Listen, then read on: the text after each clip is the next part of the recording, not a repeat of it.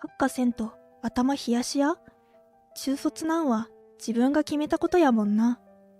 自分からボンクラになるなんてほんま頭悪いな。自分の顔に水が滴るのと同時に怒りがこみ上げてきた。はやと、頑張り言うのは今日やったから明日すぐ人様に認めてもらえるもんやない。毎日頑張ってやっと人様がちらっと見てくれるもんやと思わなあかん。コツコツ毎日少しずつや。ばあちゃんに言われた言葉が頭を回る。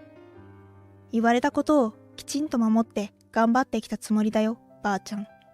でもここまでされるのは、俺が何か悪いことをしたせいなのか？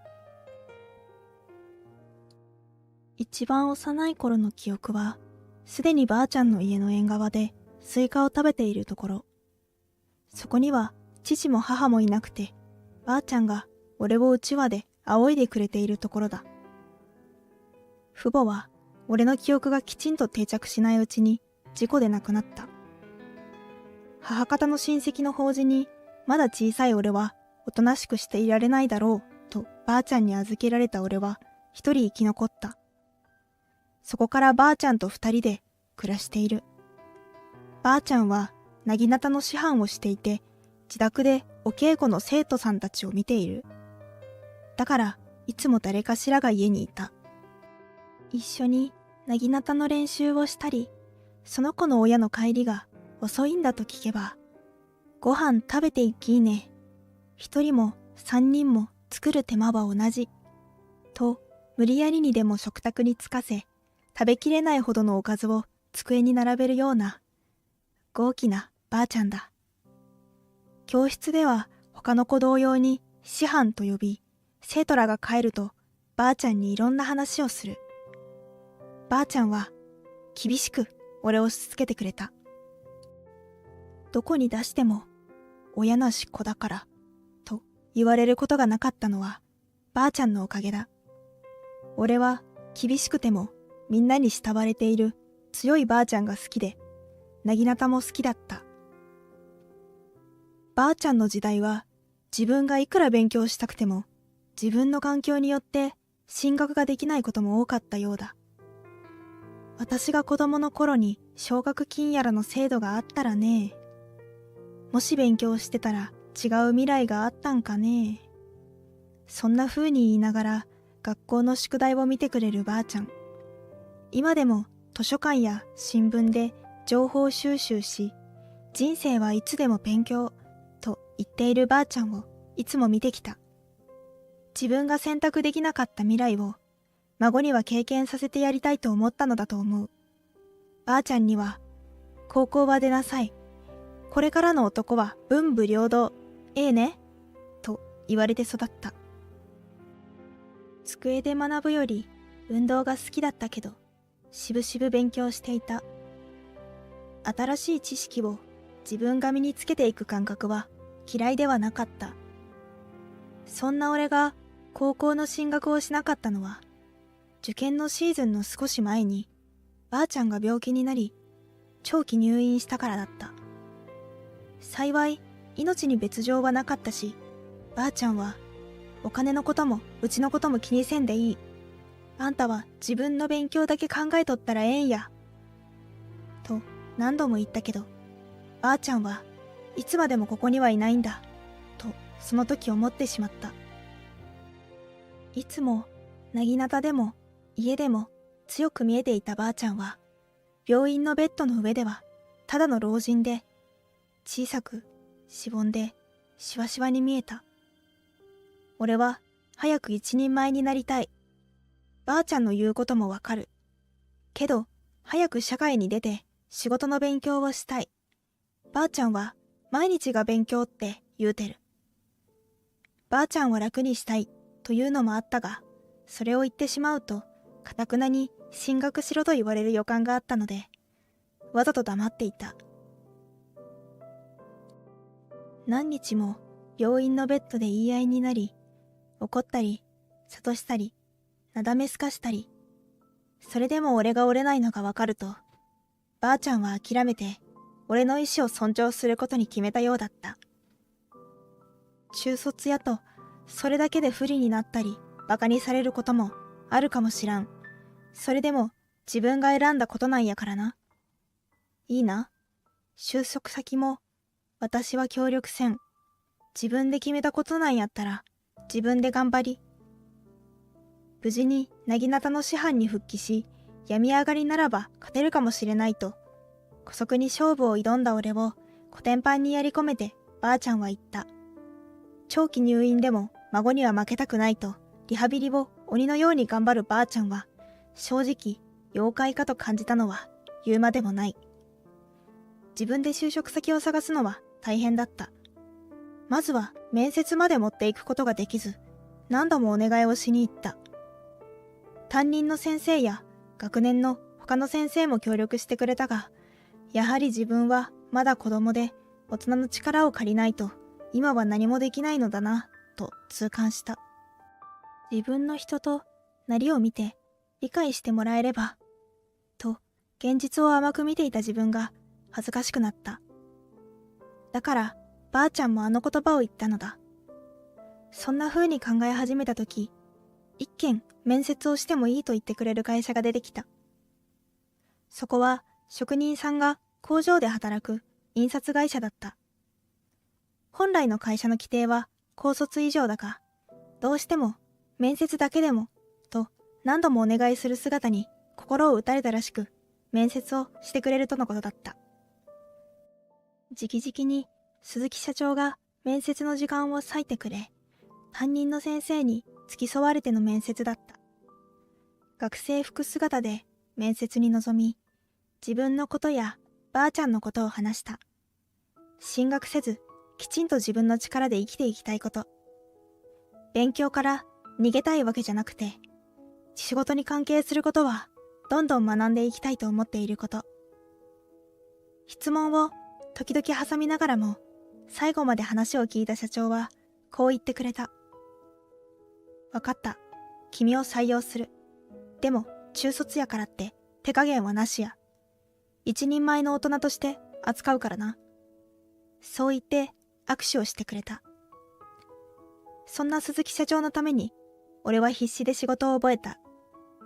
早くいろんなことができるようになりたいと、就業後に機械についてのメモを取ったり、職人さんに作業のコツを聞いたり。もともとばあちゃんっ子だったのも幸いして、会社のみんなから可愛がられるようになった。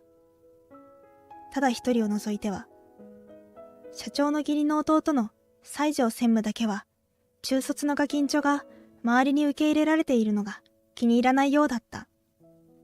大っぴらにやるのはまずいと分かっているようで、事務所にたまたまいるときや、職人さんがみんなタバコでいないときを見計らって嫌味を言いに来たり、わざわざ休憩中に遠いコンビニまで使いっ走りにされたり、ゴミを投げてきたりするのだった。そんなとき、決まってかばってくれるのが、事務員として勤務している小笠原茜さんだった。専務、それはいじめですよ。どうして栗田くんにばかりそんなこと言いつけるんですか？茜さんは西条専務に逐一意見はしてくれていたが、なんや、茜ちゃんはこいつのことが好きなんか？男のくせに女に守ってもらって情けないな。俺はな、頭の悪いクソガキがこの世で一番嫌いなんや。社長のお気に入りやからって調子に乗ってからに。そんな風に言われ、その度になんともないから大丈夫と割って入るのがお決まりだった。専務という立場もあるので、なかなか歯向かうにも限度がある。こちらに非はないが、茜さんまで嫌がらせされるのはいただけない。自分が我慢できればそれでいいと俺は考えていた。そんな専務でも一応会社の歯車としては機能していて、豪快な社長と経理に強い専務で、表向きはきちんと回っていた。大勢の職人さん、たまに現場に出る社長、事務員の茜さん、経理は西条専務、そして下っ端の俺で、会社はだんだん大きくなっていった。働き出して何年かが経ち、後輩も何人もでき、中堅と呼ばれるくらいになって、ようやく一人前に技術が追いついてきた。相変わらず西条専務にだけは認めてもらえず、嫌がらせはだんだんとエスカレートしてきていたが、受け流していた。そんなある日、数日前から頭痛がすると言っていた社長が突然事務所内で倒れた。すぐ救急車を呼んだが、すでに手遅れでそのまま亡くなった。くも膜下出血だった。まだこれから教えてほしいことが山ほどあったのに、無理を言って中卒の俺を雇っていろはを教えてくれたことを少しずつ返せると思っていたのに、職人さんと俺で早すぎると泣いた。社長の葬儀はしめやかに行われた。たくさんの取引先や会社を辞めていった人たちが全国いろんなところから集まった。両親の時のことは全く覚えていないのもあって、初めて来た慣れない喪服と初めての葬式の作法に戸惑いつつも無事に参列が終わる。これからの会社について考えていると、出口側から西条専務がこちらに近づいてくるのが分かった。よう栗田、次の社長が俺になったら一番にしたいことがあったんや。何かわかるか？社長が亡くなったところなのに楽しそうなのが尺に触り言い返せないでいると、お前の首や後ろ盾がなくなって大変やな。中卒で取ったのも気まぐれや。これでやっと雑魚とはおさらばや。勝ち誇った顔で楽しそうに笑うのを見て拳を握りしめる。中卒なんか取るって言うから会社の民度が下がるって止めたのに、社長は俺やから俺が決めるって言いよって、ほんまに頭おかしかったわ。おらんなってせいせいするわ。へっと西条専務が吐いた唾が飛んできた。自分のことは何と言われてもいいが、社長のことを悪く言われるのは我慢ができない。言い返そうとすると、西条専務が持っていたペットボトルの水を頭からかけられた。かっかせんと頭冷やしや。中卒なんは自分が決めたことやもんな。自分からボンクラになるなんてほんま頭悪いな。ははと楽しそうに笑う西条専務に、これ以上社長の葬儀の場で自分のせいでことを荒立ててはいけないと思い場を離れようとしたその時だった。葬儀場の入り口に古いけれどきちんと手入れがされた高級車が止まった。社長の車と同じもの。助手席から降りてきたのは茜さんだった。社長、お迎えに上がりました。西条専務が俺の前を悠々と横切る。車に乗り込もうとするが、茜さんはドアを開けない。西条専務はどうぞ自分の車でお戻りください。にこりと笑って、茜さんは道路の方を指さす。次の社長はあなたではないです。その時の西条専務の顔が忘れられない。どういうことや。わめく西条専務を連れ、とりあえず葬儀会場を離れた。次の社長は社員の栗田隼人に一任する。社長の遺言でそう記載があったことを説明するが、そんなことは一切聞いていなかった西条専務は理解したくないようだった。もし万が一この先俺に何かがあったら、少し前に話した社長の声がよみがえる。隼人に社長をお願いしたいと思ってる。もう遺言書も書いて弁護士先生にお願いしてある。数ヶ月前に少し笑いながら頼みがあると言われて社長室に呼び出された時は、そんなことを言われるとは思っていなかった。何アホなこと言うてるんです。社長にはまだまだ長生きしてもらわんと恩返しできてないですから。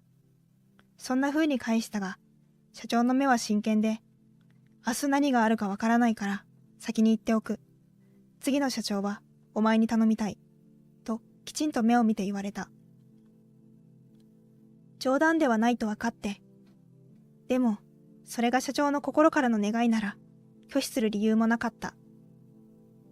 俺は中卒ですけど、それでもええんですか？一応、恐る恐る聞いてみると、社長は、わはは、と笑った。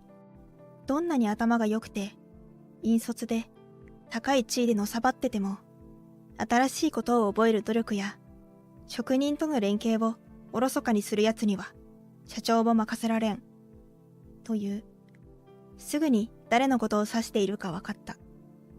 これを先に伝えても、そんなことで人への態度を変えるようなお前じゃないから言っておく。と言葉を添えた。まあ、全く死ぬ予定はないから、まだまだお前にはやらん。せいぜい長生きして、まだまだ社長の席にうざいぐらいのさばったる。と言っていた社長を思い出す。その、まだまだが、こんなに早く来るとは。悪態をつくだけついて、もうやることがなくなったらしい西条専務は、ふらふらと自宅へと帰っていった。そして、その後も会社に来ることはなかった。茜さんのところに電話があって、今さらあんな奴の下で働けるか、とのことで、そうですか、わかりました。長い間お疲れ様でした。と、引き止めることもなく、あっさり、そして勢いよく茜さんに受話器を置かれていた。茜さんには、社長秘書という肩書きが追加になり、仕事が倍増したんで、人雇うか給料倍にしてくださいね、社長。と言われている。たまに激務に心が限界になりかけるたび、社長秘書というか、雑務全般ですよね。これはいたわってもらわないと。と、茜さんは言い出し、二郎系ラーメンのトッピング全部のせをせがまれることとなった。高級寿司ではなく、ラーメン山盛りのあたりが、茜さんのいいところだな、と思っていることは、まだ内緒だ。西条元専務については、うちの会社を辞めて以降、良い学歴の自分を受け入れてくれる就職先には出会えなかったようだ。辞めては新しく就活をし、どんどんレベルを落としていったようだと、風の噂で聞いた。いくら経理に強いとは言っても、専務待遇の人間を後ろ盾もなしに高級でいきなり採用しろというのが難しい話なのかもしれない。この周辺の会社には葬儀での一連の騒動がいつの間にか知れ渡っていたので、致し方ないのかもしれない。もしまた会社にと言われれば受け入れることも考えなくもない。でもおそらくそれはあの人のプライドが許さないだろう。かといってよければうちに戻りませんかと言ってあげるほどのお人よしではない。俺も社長になったはいいものの、詳しい手ほどきを受ける前に前社長が亡くなったので、右往左往していた。職人さんには納期やクオリティの件で怒られ、取引先にも謝って、毎日勉強していくことばかりだ。それでも、前社長が粘り強く関係性を作ってくれていたおかげで、大きな損失を出すこともなく、なんとか今年もみんなにボーナスを出せそうでほっとしている。社長になって挨拶回りをしたとき、ばあちゃんの名前がよく出るのには驚いた。お孫さんがなぎなたの生徒だった社長や、自身が教え子だった人、それ以外にも昔不良だった頃にばあちゃんに一括されて行動を改めた人、恋人に振られて死にそうになっていたら、ばあちゃんに陶芸教室を紹介され、その先生と結婚した娘さんを持つ取引先の人の話を聞いた時には笑ってしまった。影のドンはばあちゃんだったらしい。これからも多分俺は頭が上がらない。ばあちゃんの教えを習字の先生にでも書いてもらって社訓として飾ろうかな、と実は最近思っている。コツコツ、毎日、少しずつ。